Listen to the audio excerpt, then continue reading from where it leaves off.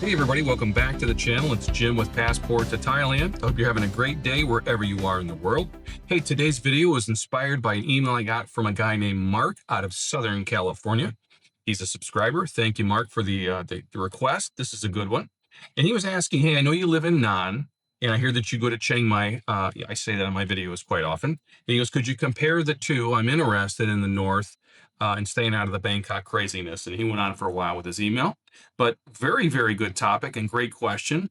And so before I did this video, I sat down with my wife. I wrote some notes down. We got into this conversation I thought would be a few minutes and ended up being like a 4-hour conversation for this video. So this video might run a little bit longer than normal. I'm going to try and keep it about 20 minutes. But let's dive right into the comparison between Nan and Chiang Mai for expats, Gen X, retirees. Here we go. Choosing between Nan and Chiang Mai for retirement depends on whether you value a world-class infrastructure and a bustling expat social life, Chiang Mai that is, or a quiet traditional life surrounded by untouched, beautiful nature, and that would be Nan. Now, here's a comparison overview between Chiang Mai and Nan, and I broke it down into sections, okay? The first one I wanted to talk about was the vibe. Now, clearly, Chiang Mai has a vibe. It's a cultural hub with a modern city pulse, and it has that deep down city vibe no matter where you are. I'd call it a 24-hour city for sure. Nan, on the other hand, is a slow, tranquil, and deeply authentic Thai local feel. So there's a big difference if vibe is your thing, and I choose Nan just for that. It's just a personal decision on our part. But let's go into the next topic, and that is the expat community.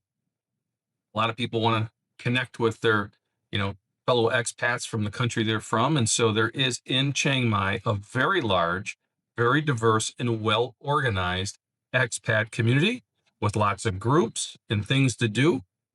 On the other hand, where I'm at, there really is a very, very small, mostly independent retirees here. There is no actual group per se. It's just kind of, if you know the locals here, we kind of get together occasionally, but it's not like Chiang Mai for sure. So if that's your thing, I'd have to say Chiang Mai for sure. Now let's go into the next topic, and that's healthcare. Now, clearly, world-class private hospitals are in Chiang Mai, and well as Bangkok Hospital has a branch there. And so if you're looking for that higher healthcare environment, Chiang Mai is going to definitely beat Nan. Now, will that be forever? Not necessarily. We do have a very large private hospital being built currently. It's on year number 3, I think. It's going to be a very, very large facility. From what I'm understanding, it's going to be like a level 1 trauma center that you'd see in any major city in the United States. Okay, so adequate is the healthcare I'd say here. You get public and private hospitals.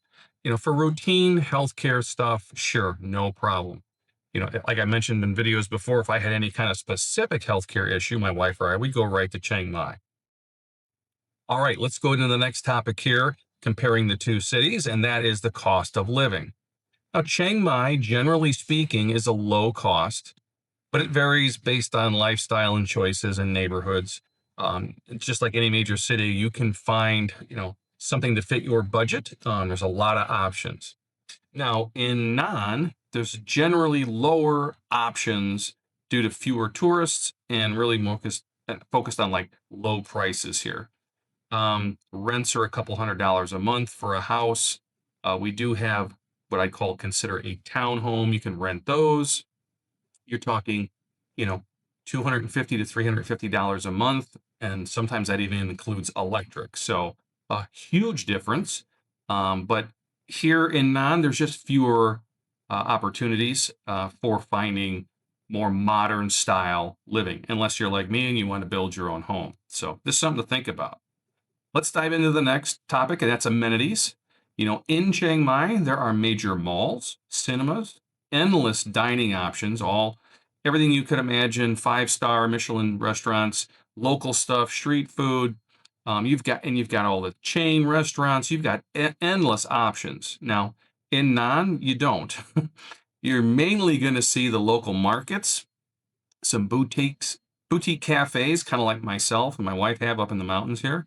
And you've got a few bigger brands, but that would be in downtown Nan in the big C shopping centers. More specifically, you're looking at KFC. You're looking at some pizza franchises that are not necessarily US based, but they're here locally. So you have a few options, but not many.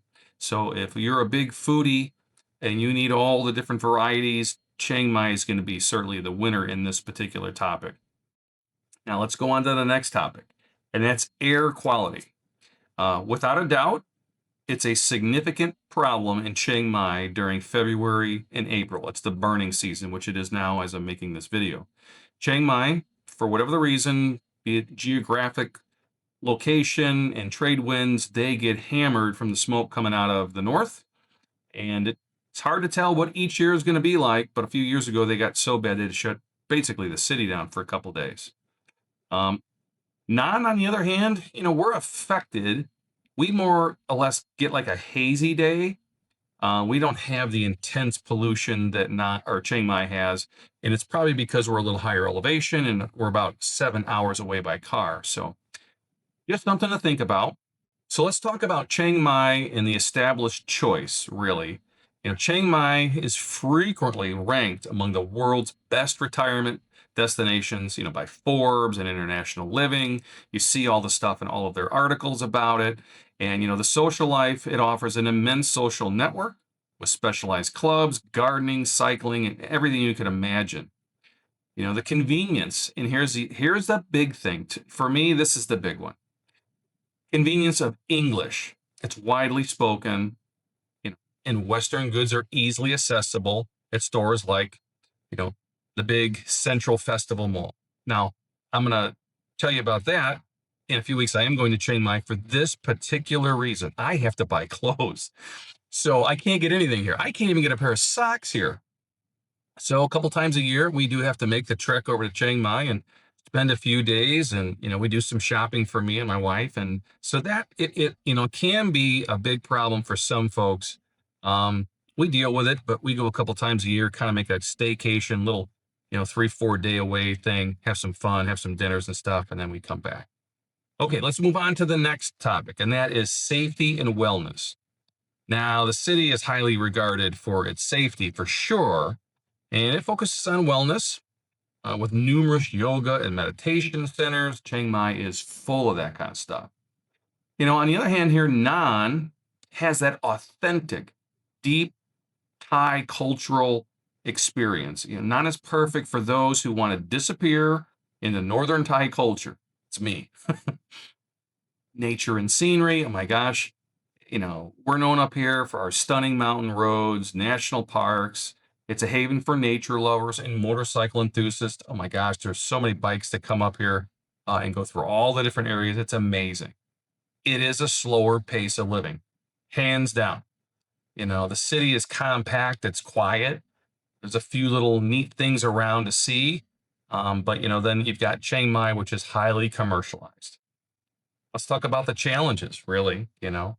Limited public transportation for sure. You either have to have a car or a motorcycle up here.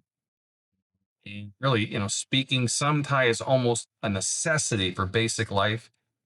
Outside of the tourist areas, really, unless you have your translator with you, Google Translation or whatever you need to use, you're going to need it because a lot of folks do not speak any other than hello or hi. That's about it. Let's talk about critical considerations here one more time. And I think this is a key deal breaker between the two here, and that's healthcare. Unfortunately, some folks have chronic health issues. Chiang Mai is a much safer place to be in proximity to specialists, international accredited hospitals than Nan. Unfortunately, that just is the truth. Now, on the other hand, the haze, both locations, Nan and Chiang Mai, they suffer from the smoky duration and, all agricultural burning and all that kind of stuff right now. It's happening. Excuse me. Many retirees just choose, like snowbirds, they go to the south, they go to Hua Hin during the smoky season. Then right around March, they pop back up and they're back up north in Chiang Mai or in Nam. So that's a quick rundown on the big changes between, big differences, not changes, big differences between Nan and Chiang Mai. And I'll share with you this. I'm going to be there in a few weeks. I've mentioned that a few times. I'm going to take you guys along for the ride on that. And we're going to see firsthand really what the big differences are, what I consider the deal breakers, the non-negotiables. And we'll talk about that along the road. Maybe I'll do a live stream out there in Chiang Mai while I'm there, and we can take a walk down and see where I'm at. I'm going to show you the hotel I'm going to stay in. We're going to go do a deep dive into it, the cost, and what you get for that kind of money. So it's going to be a good video coming up, and I'm excited to make it for you. So like I've always said in all of my videos, in Thailand, there is always an option. Now, whether you want to live in the big cities or the rural areas, and I will see you on the next video. Take care, everybody. See ya.